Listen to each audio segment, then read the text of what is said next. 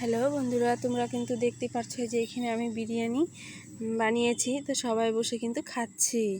তো ভীষণ ভালো লাগছে খেতে, আর সেটাও দেখাবো কীভাবে রান্না করছি। তো তার আগেই বলি যে সবাইকে শুভ সকাল আর জয় রাধে।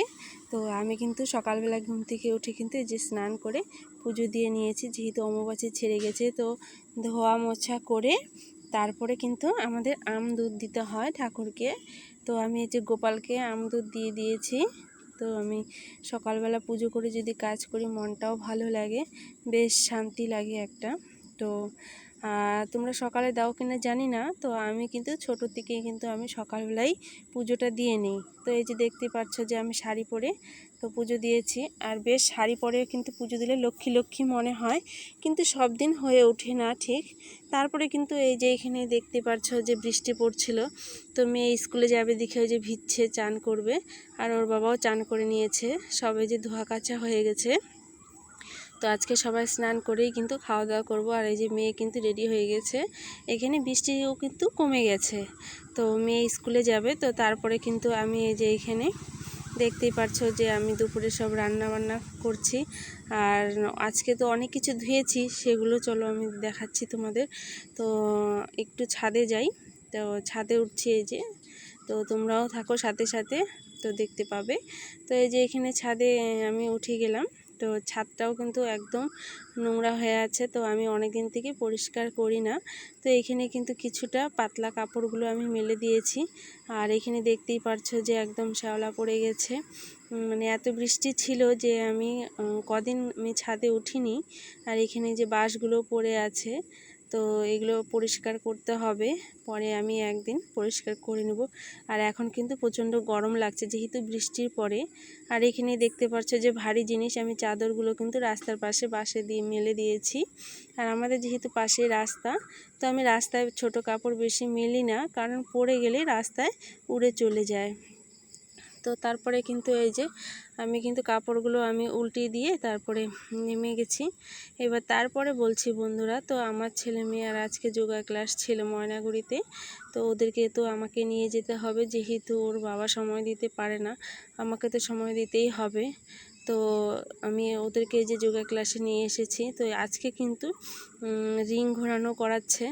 তো আরেকটা কথা বলে নেই বন্ধুরা, তো আমি কিন্তু আমার শাশুড়ি অ্যাক্সিডেন্ট হওয়ার পরে আমি কিছুদিন অফ রাখি, ছেলে মেয়ের ক্লাস আসতে পারিনি। সেজন্য কিন্তু আমার ছেলে মেয়ের মানে অনেকটা সময় কিন্তু পিছিয়ে গেছে।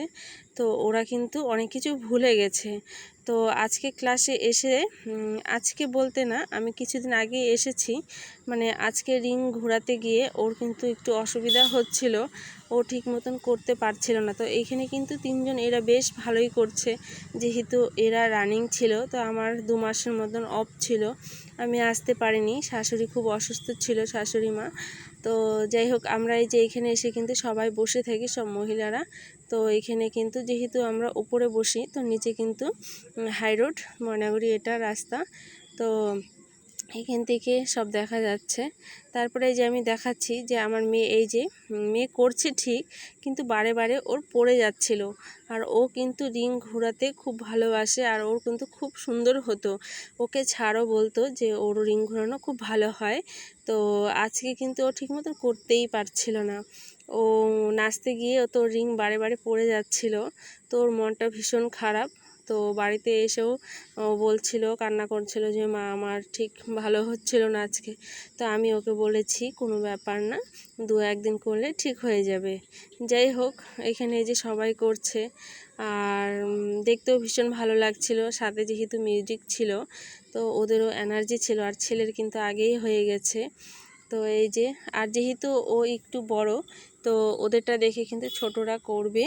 তো সেজন্য দুজন, ওরা সামনে দুজন করছিল, আর এই যে পিছনে কিন্তু ছোটরা করছিল। তো ওর কিন্তু মাঝে মাঝে পড়ে যাচ্ছিল আর কি। তো ছাড় কিছু বলেনি, তো ঠিক হয়ে যাবে। আর সবচেয়ে বড় কথা বন্ধুরা, একটা বাড়িতে যখন একটা বেটা ছেলে সময় দিতে না পারে, তখন কিন্তু একটা মেয়ে ছেলেকে অনেক কষ্ট করতে হয়, বাড়ি সামলাতে হয়, বাচ্চা কাচ্চার স্কুল সামলাতে হয়। তো মানে যে যে ক্লাসে দেয় সেটাকে সামলাতে হয়, প্লাস বাড়িতে এসেও সামলাতে হয়। তো আমার কিন্তু ভীষণ চাপ হয়ে যায়, তার মধ্যেও আমি একটু করি আর কি। তো এই যে এখানে তো রাত্রে এটা রাত্রে রান্না, তো বিরিয়ানি খাবে, ছেলে বায়না করছিল, তো ওর বাবা সব কিছু নিয়ে এসেছে। তো আমার কিন্তু এইখানে সব রেডি করে আমি চাপিয়ে দিয়েছি হালকা স্টিমে। তো এখানে কিন্তু এই যে মোটামুটি আমার বিরিয়ানি হয়েই আসছে, তো এখন খেতে দিয়ে দিব। তো এই যে দেখো বন্ধুরা, কালারটা ভীষণ সুন্দর এসেছে আর দেখতেও খুব ভালো লাগছিল। তো অনেকে ডিম কিন্তু সেদ্ধ করে দেয়, তো আমি হালকা একটু ভেজে দিয়েছি। সেদ্ধ ডিমও দেওয়া যায়, তো সেদ্ধ ডিমটাই বেশি দেয়। তো আমি এটা একটু হালকা ভেজে দিয়েছি, আমার ভালো লাগে খেতে, তোমরাও খেয়ে দেখতে পারো। তো এই যে দেখতে পারছো, এবার বলছি বন্ধুরা, তার পরের দিন সকালে মানে আমার জায়ের বাড়িতে হচ্ছে বালক সেবা দিবে, তো সেটা হচ্ছে পরের দিনকার ভিডিও আমি দেখাচ্ছি। তো এখানে এসে কিন্তু এই যে তো সবাই মিলে রান্না টান্না করলাম, করার পরে তো খেতে বসে পড়েছি। তো এই যে দেখতে পাচ্ছ কিছু কিছু খাওয়া হয়ে গেছে, আর আমরা একটু বসে আগে হাওয়া খাচ্ছিলাম। তো এই যে এখানে শিব মন্দির, তো এই যে এখানে কাকিমণি বসেছে, তো আমরা এই যে পাতা দিয়ে দিয়েছে বসে পড়েছি খেতে। আর পাশে কিন্তু আমার ছেলেকে বসিয়েছি, যেহেতু ও ঠিক খেতে পারে না, তো বাড়িতে তো ঠাম্মি ওকে খাইয়ে দেয়। তো এই যে বসেছে ঠিকই, কিন্তু ও খাবে তো অল্প, বেশি খাবে না। তো বন্ধুরা, আমার ভিডিওটি কেমন লাগলো সেটা অবশ্যই কমেন্টে বলবে, আর যদি ভালো লেগে থাকে অবশ্যই লাইক শেয়ার কমেন্ট অবশ্যই করবে।